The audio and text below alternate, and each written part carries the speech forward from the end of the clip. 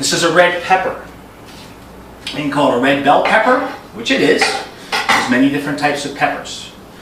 Sometimes these are more expensive than meat. So when you're working with this, don't throw things out. So here's how you don't throw things out. When I take it here, I just cut down through. Cut to one side. I cut the other side. Now what chefs would do is to slice this. The blade is always going away from your hand. Never put your hand down beside. It's always up top. But what I can actually do is just to make a nice little slice here. I'm going to work neat and clean. I just made a slice and I just opened it up. And what I can do is just pop this inside out. I can pick some of these. Now what a chef would do, what I said earlier, a chef would actually take and ride down along here. But you don't have to do that. Now there's a lot of things you can actually do with this. When I'm at this point, this pepper right here, there's a lot of things. So I'm utilizing everything. I've really thrown nothing out. I can even use these two pieces right here. This is it. This is all you're throwing into the garbage. Once we have that here, what I can do now is a trick to cutting the peppers. Is to cut the soft side of the pepper, not the waxy side of the pepper. Here's what I mean by that. This is the waxy side right here. It's actually quite dangerous to work with. When we flip it over, you find it's much softer, much easier to work with. The same principle. Remember what I said earlier. Never move the item you're cutting, just move your hand back. The same thing. How do we do it? We rock. Same thing. We can make a lot of noise. I'm even turning it over so we can hear the other side of the knife so I don't want to dull my blade. It's too much noise. Let's be quiet. I cut it across. Just move my hand back. I know exactly where it is. How do we scrape? That's right. Turn it over. Scrape with the back part of the knife. Why do we do that? So we don't dull the blade. How do we use the sharpening stone? Sharpening steel? What did I say? I said 90, 45. My son's in college right now. He could probably say, I'd say, what's half of 45? 22 and a half. 90, 45, 22 and a half. How do we do it? The heel to the tip of the knife. Why do we put our thumb back? So we don't cut our hand. So we come across, the same type of thing. Boom.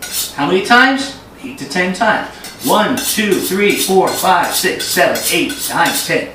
Now we're ready to go. Ready to work with it. Here's a great little tip with this. Sometimes these are more expensive than meat. You can go to you can have the greatest antipasto you've ever had, like with all the salamis and the cheeses and everything. But the roasted peppers might be the best thing on the whole menu. Here's a great tip with this. Now let's pretend this is a piece of aluminum foil. Aluminum foil is your friend in the kitchen. So are paper towels. You notice I don't have any rags right here. I'm a big fan of actually wiping my table with paper towels. I do hundreds and hundreds of demonstrations because it's clean, it's neat. Once I'm done, nobody likes a sloppy chef. My jacket, this jacket is actually almost 20 years old. I've been doing demos for years. And there's another little tip. Actually, why are chef's coats double-breasted? If I get it dirty, I can actually take it and flip it and fold it around the other side. Then I have a clean section. Now I'm worried right now because I was working with a red pepper that I may have something on my jacket. But it's neat and clean. That's how I want to keep. I want to stay the whole way. Here's my trick with the pepper. I take a piece of foil on a cookie sheet. I have a cookie sheet right here.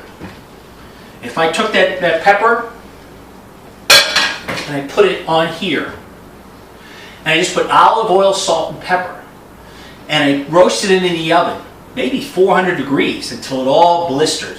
Then all that I do is I take that piece of foil like this, I bring it all together, and in 10 minutes, all the skin comes off. Now I have a roasted pepper. It brings out all the flavor. You'll see some chefs will take the pepper and they'll put it right on top of a gas range. You can do that. Your whole house will smell like a roasted pepper. This is a great trick right here. When I do this, I can do it with other things also. Okay, so now I have some things here that in my next session, I'm actually going to show you how to make. I'm not going to waste anything. That's the whole thing about when you buy the groceries, make sure you're going through all the different things and utilize those. Some people say that's why people make chicken soup or a vegetable soup on a Sunday. But you have to end up utilizing all this food. If you throw it out, it's all money. Even little things, we'll put that to the side. This is actually a baby carrot right here. Not a baby carrot. You see those bags and bags of it. It started to discolor a little bit. It doesn't mean it's bad. You just have to hydrate it. You have to add some water to it. If you're putting it out on your little vegetable platter, that's a little trick if you do a crudité. By the way, you want to see quick crudité? Remember how I did the pepper? You want crudité? You can just take and now it sits flat. You just cut it into strips. You see it? Now I have quick crudité. If I wanted something like this, if you're putting on a platter, here's a trick. Put a paper towel and just wet it. Use your sprayer from your sink just to wet it a little bit, just to keep the moisture. And then once your guests arrive, just take it off and your carrots won't be white like this. But the same principle that we used before for cutting this, if you find that something's actually, we're going to scrape with the back part of the knife, we're going to clear this cutting board a little bit. If something's rolling around, don't be afraid to cut cut a flat surface so it sits flat. We can do the same thing. We can cut like this, or we can just cut across like this. These are great little things right here to add to your soups. Or we can just cut it in half if you want to make it look more presentable.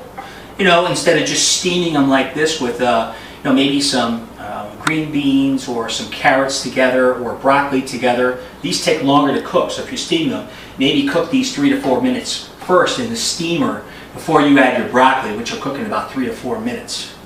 So total time for the carrots would be about 8 minutes that way. So we cut it in half this way. We have something more presentable, to serve that way. So the whole cutting tips right here. So I'm showing you the cutting tips. We're going to go to our next session. We're going to show you how to saute this session. So this is cooking shortcuts with Chef Steve. It's a mouthful. I'm working on that one, and we're going to show you how to make your life a little bit easier in the kitchen. Be right back.